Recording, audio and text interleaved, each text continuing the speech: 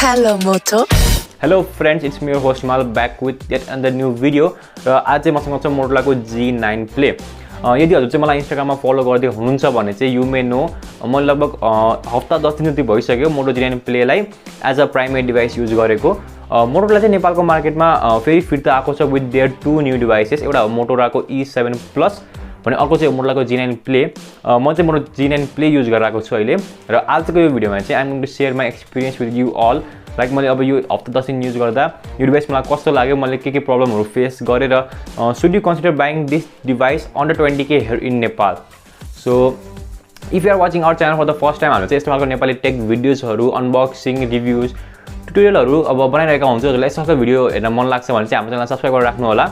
र at the end of this video I will also talk about current market scenario. अहिले चाहिँ नेपालको मार्केटमा कुन प्राइसमा कस्तो कम्पनीले कुन डिभाइसहरु युज गरिरहेको छ. So don't miss that part.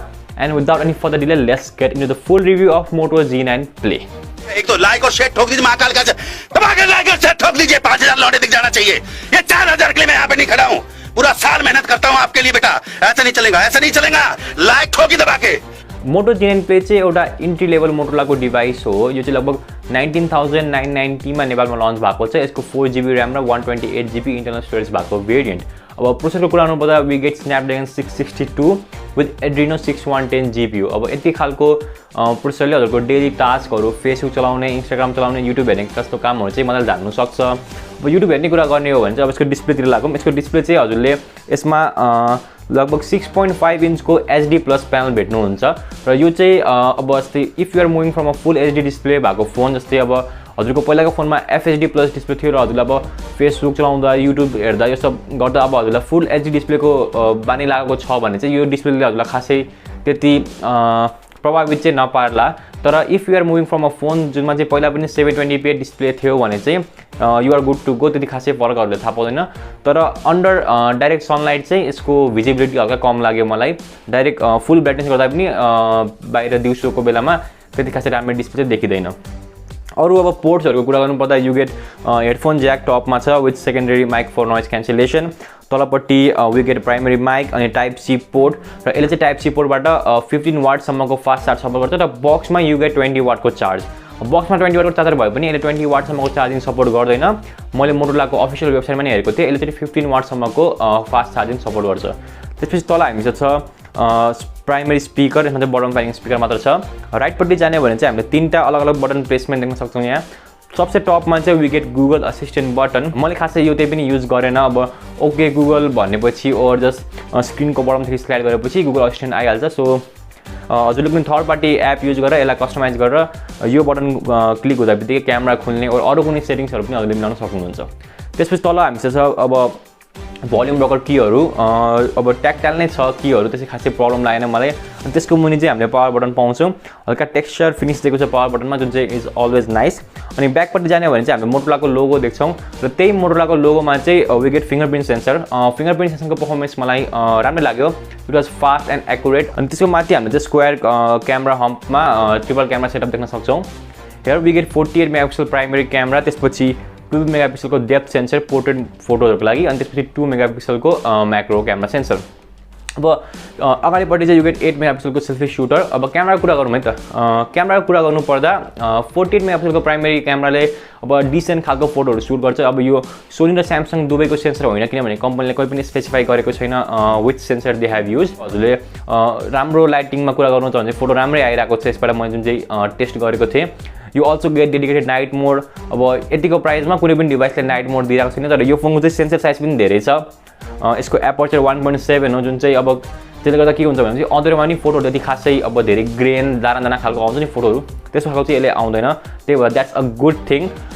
क्यामेराबाट म इम्प्रेस नै छु. अब पोर्ट्रेट मोडको कुरा गर्नुपर्दा 2 मेगापिक्सलको डेप्थ सेन्सर छ, त्यसले राम्रो काम गरिरहेको छ. हजुरले अब ब्याकग्राउन्ड र सब्जेक्टको बिचमा राम्रो सेपरेसन देख्न सक्नुहुन्छ. र लास्ट सेन्सर हो 2 मेगापिक्सलको म्याक्रो सेन्सर. टाइम कहिलेकाहीँ चाहिँ हजुरलाई म्याक्रो सेन्सर काम लाग्न सक्छ, तर मैले चाहिँ खासै त्यसलाई युज गरेन.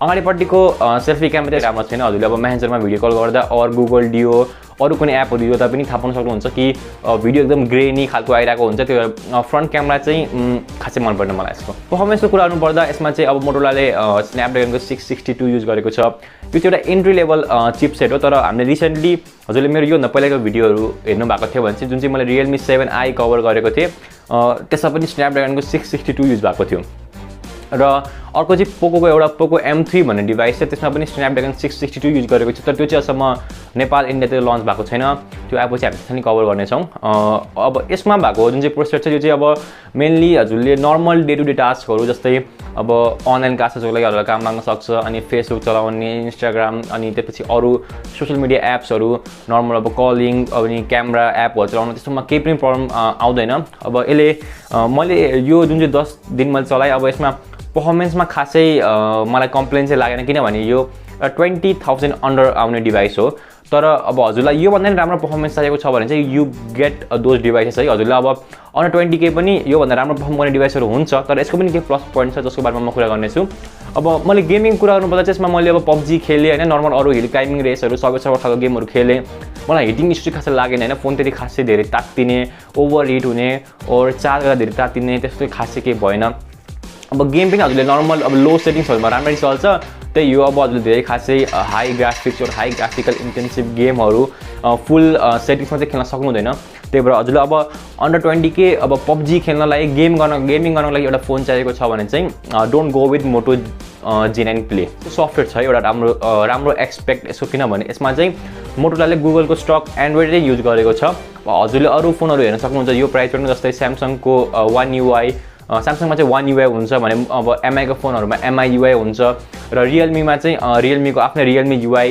भिभोको आफ्नै ओप्पोको आफ्नै हुन्छ यसमा चाहिँ अब गुगलले जसरी एन्ड्रोइड बनाएर दिएको थियो मोटोरोलाले सेम त्यही नै युज गरेको छ अब यो भयो भने के फाइदा हुन्छ भनेपछि हजुरले अब MIको फोनहरुमा हेर्न सक्नुहुन्छ कति टन्नै अननेसेसरी ब्लोटवेयरहरू हुन्छ पहिलेदेखि इन्स्टल भएर आएको एपहरू जुन चाहिँ हामीले डिलिट गर्न नमिल्ने अब स्यामसङको फोनहरु हेर्यो भने त्यस्तै छ अब आफ्नै स्यामसङको एपहरू हुन्छ त्यसमाथि अब गुगलको एपहरू हालिदिएको हुन्छ अनि माइक्रोसफ्टको एपहरू हुन्छ त्यसले गर्दा चाहिँ फोन अलि पहिलेदेखि नै स्लो अनि स्टोरेज धेरै खाने खालको प्रब्लमहरू हुन्छ यसमा चाहिँ खासै त्यस्तो छैन हैन हजुरले स्टक एन्ड्रोइड छ यसमा पहिलेदेखि प्रि इन्स्टल एपहरू खासै भेट्नु हुँदैन गुगलको एप छ अनि एउटा मोटोरोलाको एप छ त्यही भएर कस्टमाइजेसन चाहिँ हल्का कम छ यसमा त्यो अरू कस्टम युआई भएको फोनहरु भन्दा तर you get a clean Android experience without ad यसमा कुनै पनि हजुरले एड ब्लोटवेयर केही पनि देख्नुहुँदैन त्यही भएर चाहिँ this is a plus point हैन अब if you want to give this phone to someone elderly अब घरमा जसलाई चाहिँ खासै कस्टमाइजेसनको मतलब लाग्दैन they just want a clean and fast performance जस्तै अब एमआईको फोन भने एड ब्लक गर्नु मिल्छ तर अब एउटा बुढो मान्छेले काका गरेर के गरेर एड ब्लक गर्छ हैन तिनीहरुलाई त अब फोन किन्दा बित्तिकै they just want to use it normally त्यस्तो बेला चाहिँ you can suggest them or give them Moto G9 Play अनि यसमा अर्को मोटोरोलाको सानतिनो फिचरहरू एड गरेको जस्तै मोटोरोलाको फोनहरुमा के हुन्छ भनेपछि if you just chop यसको पछि फ्ल्याश लाइट आफै अन हुन्छ अर त्यसपछि अर्को एक्सन के छ भनेपछि you can just ट्विस्ट अनि ट्विस्ट गरेपछि क्यामेरा एप आफै ओपन हुन्छ त्यस्तो अर्को फिचरहरू यसमा छ कस्टमाइजेसन हल्का कम छ यसमा त्यसपछि लागौँ यसको ब्याट्री तर्फ है यसमा 5000 mAh को ब्याट्री युज गरिएको छ जुन चाहिँ अब नर्मल्ली मैले युज गर्दा 1 डे 1.5 डे चाहिँ मजाले चल्यो किनभने अब यसको डिस्प्ले पनि HD+ मात्र छ अनि प्रोसेसर पनि यसको खासै पावरफुल छैन ठीकठाक छ त्यही भएर चाहिँ ब्याट्री त्यति धेरै यसले खादैन फोनले अनि चार्जिङ चाहिँ हजुरले 15 वाटको चार्जर बक्समा 20 वाटको चार्जर बक्समा पाउनुहुन्छ र यसले चाहिँ 15 वाटसम्मको चार्जिङ सपोर्ट गर्छ सो ब्याट्री लाइफ पनि यसको ठिकै लाग्यो you can consider this device if you want a राम्रो ब्याट्री लाइफ भएको phone under 20K So now let's talk should you buy this phone है अब under 20K you get 4GB RAM 128GB ROM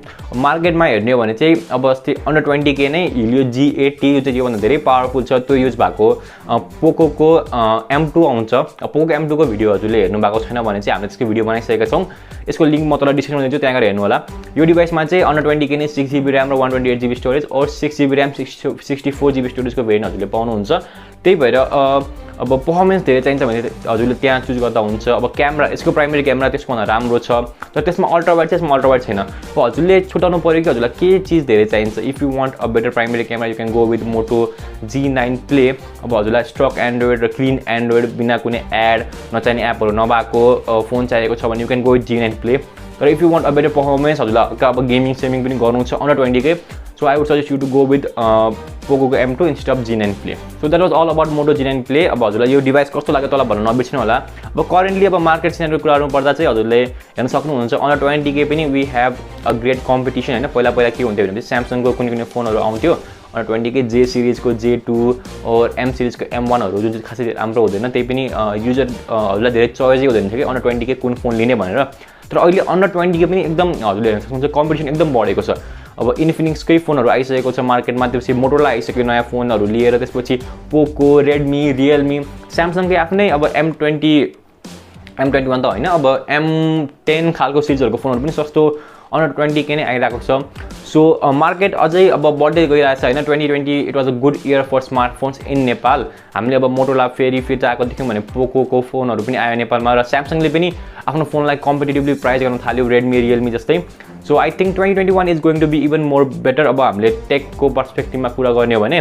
so which was your best phone of the year, let us know in the comment section below. अनि हजुरलाई अब यो फोन कस्तो लाग्यो and if you want any more detail about this device let me know in the comment section below. मैले चाहिँ अब हजुरको सक्दो छिटो रिप्लाई गर्नेछु।